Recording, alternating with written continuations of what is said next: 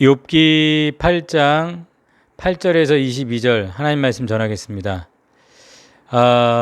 빌닷이 이제 욥에게 말하는 그 빌닷의 어떤 확신, 거기엔 어떤 타당성을 이제 본문 8절에서 옛사람에게 물으며 조상들이 터득한 일을 배울지어다.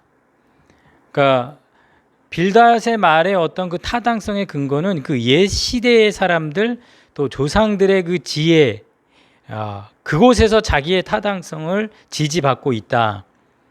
이전 세대들의 경험을 생각해보고 조사하고 거기에 생각을 고정시켜 그렇게 권하고 있습니다. 그러면서 9절에 우리는 어제부터 있었을 뿐이라, 그러니까 우리는 아는 것이 없다. 세상에 있는 날이 그림자 같다. 그러니까 인간의 전체 수명이 지나가는 그림자에 비유되면서 어제의 피조물로는 오랜 세대에 거친 축적된 지혜와 경험을 알 수 없다. 그러니까 스스로의 힘만으로는 얻을 수 없다. 그러면서 10절에 그들이 내게 가르쳐 이르지 아니하겠느냐? 그 마음에서, 이건 지성, 지식의 자리입니다. 나오는 말을 하지 아니하겠느냐? 빌닷에게 이 진리라는 것은 경험이 아니라 지식이며 배워야 하는 것입니다. 그러니까 개인적인 경험보다 지식에 호소하고 있는 것이죠. 그렇기 때문에 욥은 지금 현재 막 경험하고 있는 이 고난의 현실, 이 경험은 자신이 여태까지 배운 그 교리, 전통과 좀 모순되고 있습니다. 그런데도 이 빌닷은 욥이 겪고 있는 그 경험을 아무렇지도 않게 그냥 지나쳐서 자기 지식을 말해주고 있습니다.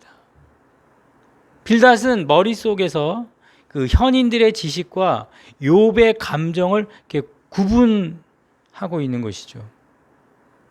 그러니까 이러한 구분은 이제 욥이 하는 말이 그 욥의 고난의 현실 거기서부터 그 고통스러운 감정에서부터 쏟아져 나오는 거라는 것을 잊어버리는 거죠. 7장 11절에 내 입을 금하지 아니하고 내 영혼의 아픔 때문에, 내 욥의 그 영혼의 아픔 때문에 말하고 내 마음의 괴로움 때문에 불평한다. 그러니까 지금 욥이 어떤 감정으로 말하고 있는지 그거를 좀 살펴야 되는데, 그냥 입에서 내뱉어지는 말만 지식적으로 분석하고 그것이 어떤 감정에서 나왔는지 살피고 좀 깊이 배려하고 그러지 못하고 있었다라는 것입니다. 그런 감정을 전혀 이해하지 않은 상태에서 전통, 지식, 교리를 통해서 조언하고 격려해 주는 것은 욥이 원하는 것이 아닙니다. 그렇기 때문에 이 빌닷이 옳은 말을 하고 있지만 호소력도 없고 설득력도 없고 욥에게는 너무 부당하고 무정한 말이 되는 것입니다. 욥에게 정말 친구로부터 받고 싶은 것은 친구들이 자기 고난을 이렇게 볼 때 두려워서 뒤로 이렇게 물러서지 않고 욥을 지지해주고 함께 있어주는 거, 그것이 아니겠습니까? 이제 빌닷은 악인들의 운명을 묘사합니다. 11절, 12절. 그러니까 물의 공급이 없어서 순식간에 시들어버리는 갈대, 그리고 왕골, 파피루스 이런 것들, 이런 것들은 새순이도 다 아직 뜯을 때가 되기 전에 다른 풀보다 일찍 마른다 이렇게 얘기합니다. 이런 자연 세계는 또 도덕 세계와 똑같은 그 질서인데 13절에 하나님을 잃어버린 자의 길은 다 이와 같고 저속한 자의 희망은 무너지리니. 그러니까 하나님을 저버리는 어떤 그 생명의 근원을 제거한 자들, 잊어버린 자, 그러니까 미래에 어떤 것도 기대할 수 없다.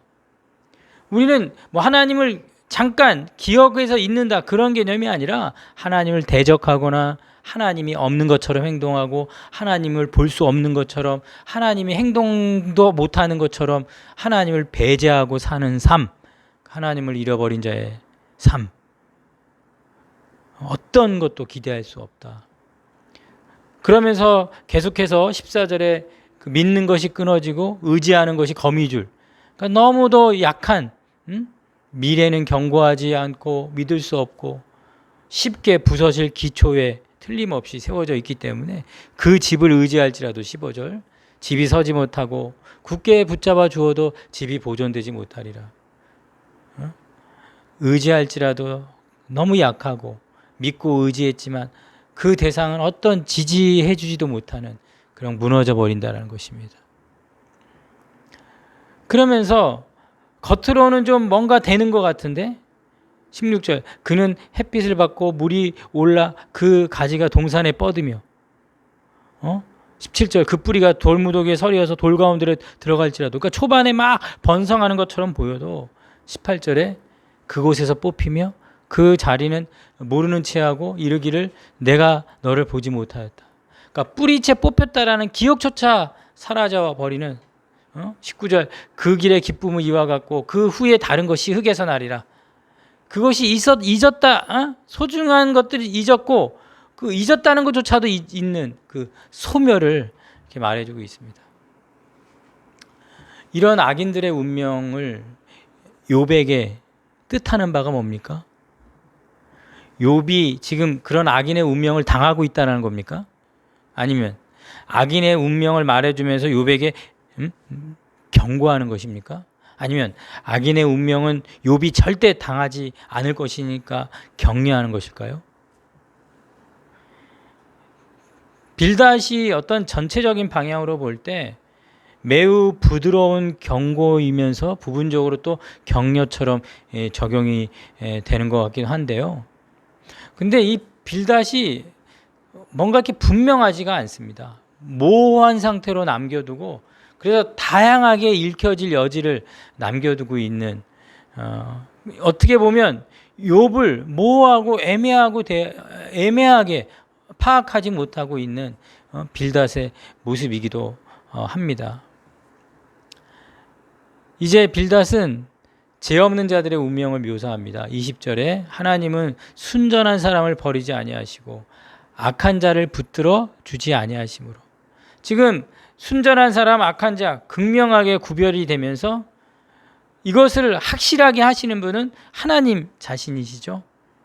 그러면서 21절에 웃음을 내 입에 즐거운 소리를 내 입술에 채우리시리니, 그러니까 웃음, 즐거운 소리는 확신에 찬 어떤 상징으로서의 웃음, 어떤 승리의 한어로서의 즐거운 소리, 그러니까 하나님과 함께 하는 그 미래는 빌닷이 계속해서 얘기하는 이런 표현으로 얘기되어져 있으면서 20절에 너를 미워하는 자는 부끄러움을 당할 것이라 악인의 장막은 없어지리라.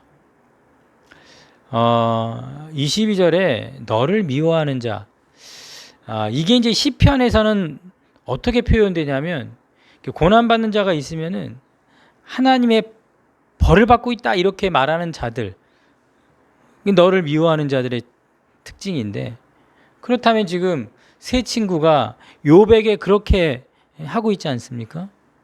어떻게 보면 세 친구들을 향한 비판을 아이러니하게 빌닷의 말에 표현되고 있지는 않을까, 그런 생각이 듭니다.